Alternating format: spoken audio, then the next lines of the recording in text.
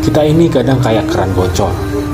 Baru aja niat tobat, 5 menit kemudian nambah dosa.